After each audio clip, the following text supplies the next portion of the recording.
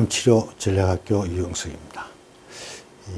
이번에는 간암의 증상과 어떻게 진단하는 방법에 대해서 얘기를 좀 드리겠습니다. 이 간은 상당히 큰 장기지만 침묵의 장기라고 그렇게 되어 있습니다. 엄청나게 많은 일을 합니다. 또 장기 자체가 상당히 큽니다. 그런데 정말 충직한 우리의 종입니다. 그래서 웬만큼 아파서는 아픈 표도 내지 않습니다. 적어도 간이 문제가 있어서 증세가 나타나면 간 경화다 뭐 이런 경우에는 간 기능의 한 3분의 2 정도가 떨어져야 증세가 나옵니다. 그래서 가령 우리 수술로 간을 절반을 잘라도 살아가는데 아무 지장이 없습니다. 그만큼 많은 여력을 가지고 있는 그런 거고 장기입니다. 그 침묵의 장기에 암이 생기기 시작해도 증세가 나지 않습니다. 그런데 가끔 가다가 이제 체중이 줄거나 상복부, 특히 오른쪽 상복부가 둔통이 생깁니다. 들어는 이 담 커져 있는 암이 담도를 눌려서 담도를 압박해서 황달이 오기도 합니다. 근데 그 담도에 또 세균이 들어가면 또 열이 납니다. 이 암 중에서 열이 나는 거는 간암하고 담도암밖에 없을 겁니다. 그래서 보통 우리가 무증상일 때 암을 발견하는 경우가 많습니다. 현대의학적인 의술의 혜택을 가장 많이 보는 게 간암이라고 그랬습니다.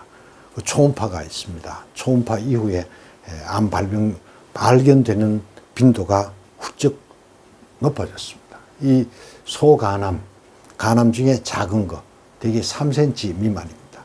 이 정도는 뭐 아무런 증세가 없습니다. 또 실제로 이 정도에서 이렇게 암이 있어도 한 1년 동안 아무 치료를 하지 않아도 거의 한 90%가 살아있다고 얘기를 합니다. 그 정도로 아주 초기입니다. 그런데 이런 경우에 수술을 하고 나면 5년 생존율이 40 내지 50%입니다. 문제는 가장 빠른 시기에 수술을 해서 제거를 했는데도 5년 생존율이 50%밖에 안 되는 게 이게 굉장히 난치라는 얘기입니다.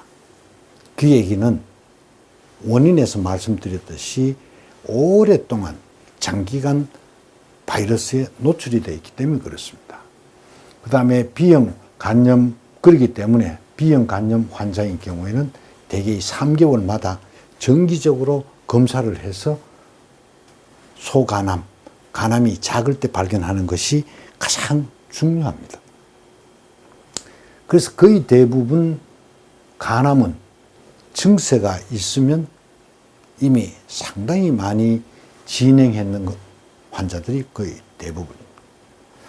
검사는 이제 진단을 하게 되면 보통 처음에는 이제 복부 초음파 검사를 하게 됩니다.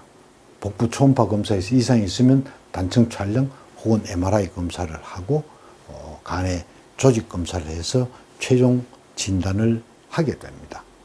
가끔 이제 혈액 검사로 종양 지표, 간암과 관련 있는 데는 주로 AFP가라는 단백질이 제일 많이 합니다. 가끔 피부과 검사를 하기도 합니다. 그래서 이게 이제 초음파인데요. 이 초음파 검사가 굉장히 간편하고 몸에 해도 없고 속만 비어 있으면 항상 할 수 있는 검사이기 때문에 이게 나오고 난 다음부터 초음파 기계가 생기고부터 간암 진단이 굉장히 수월했습니다. 과거에는 암이 진행되고 나서야 발견되기 때문에 간암의 생존율이 6개월 생존율이 거의 제로에 가까울 정도로 늦게 발견됐습니다. 이게 초음파 검사인데 여기 이렇게 큰 종괴를 간단하게 인지를 할 수 있습니다. 그런데 또 지금 이런 식으로 보이기도 합니다.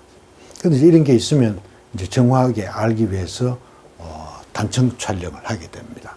하게 되면 이제 명확하게 증세가 나오고, 그 다음에 이제 간암은 보시다시피 이렇게 다발성으로 생기는 경우가 상당히 많이 있습니다.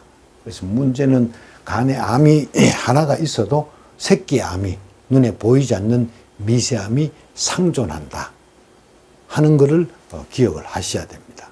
그리고 이 미세암이 눈에 보이지 않는 게 있다는 것이 암치료 전략에 꼭 명심을 해야 될 사항입니다.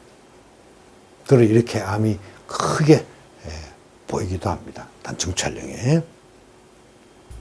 이렇게 큰 암이 있고 새끼암, 이제 미세암이 처음에는 요게 작을 때는 이게 안 보였겠죠. 이제 이런 식으로 진단이